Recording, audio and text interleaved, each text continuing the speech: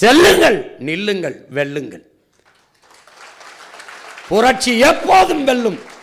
நம் வெற்றி அதை சொல்லும். இலக்கு ஒன்றுதான், இனத்தின் விடுதலை.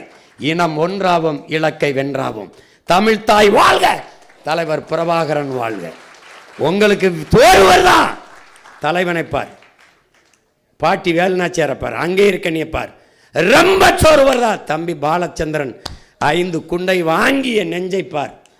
வெறி வரும், வெறி வரும். களத்தில் நில்லு. அதுக்கு மேல இல்லையா, பயணிக்கும் போது அண்ணன் பேசுற பேச்ச கேளு. சூடா சூடா தண்ணீரில் திரவத்தை ஊற்றி ஊற்றி எழுப்பினான். யார்? நம்ம பாட்டேன் பாரதி. நம்ம தாத்தா பாவலர் இருந்தாத்தேன் பாரதிதாசனம். என்ன சொல்கிறான்? தண்ணீர் ஊற்றி எழுப்பினா கூட இந்த பயிலுக்கு எந்திரிக்க மாட்டான்ட்டு வெந்நீரை ஊற்றிட்டான்.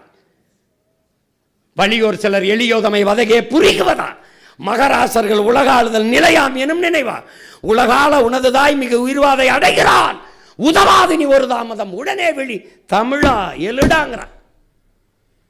பண்ண பழகடா பச்சை படுகொலை, பைந்தமிழ் இனத்திற்கு உயிரடா விடுதலைங்கிறான். அழா எவனாந்தாலும் ஆடுறா, பார்த்துக்கிருக்கோம். ஒன்றும் கிடையாது. என்னது சண்டைனா எப்படி இருக்கணும்? மன்னர் கோட்டை விட்டு வெளியேறிட்ட பிறகு வெள்ளக்காரன் மன்னர் கூப்பிடுறாரு நம்ம பாட்டன் சுந்தரலிங்கத்தை, வா சுந்தரலிங்கம் போய் தலைமறைவாக இருந்து போராடலாம்னு. நீங்கள் போங்க, என்னை தாண்டி தான் வெள்ளக்காரன் இந்த கோட்டையை தொடரணும். ஒற்றை மகனா சிறு படையை வச்சு 8 நாட்கள் சண்டை செய்கிறார். 8 நாட்கள் ஒற்றை மகன், ஒன்றும் பண்ண முடியல. அந்த வீரத்தில் கொஞ்சம் கூட வாடா நமக்கு இல்லை. சொல்லு, எந்த இடத்துல படையை கிளப்பி வந்தானோ, நெற்கட்டின் ஜாவலாம் ஏதோ பூலி தேவனாமேன் வந்தான். எங்கிருந்து படையை கிளப்பி வந்தானோ அந்த இடம் வரைக்கும் வெறும் வாளையும் வேலையும் வச்சு விரட்டி அடித்த மரவனின் பிள்ளைகடா நம்ம. என்ன நினைக்கிற? ஒரு பெண்மகள் கைம்பெண் மூளையில் உட்காந்து முக்காடை போட்டு அழுதுகிட்டு இருப்பான்னு நினைச்சான்.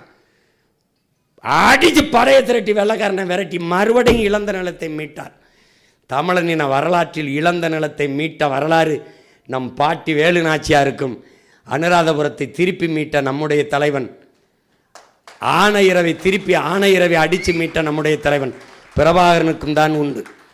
அப்போதான் தலைவன் சொன்னான், களத்தை இழக்கலாம், காலத்தையும் இழக்கலாம், பலத்தை இழக்கக்கூடாதுன்னா.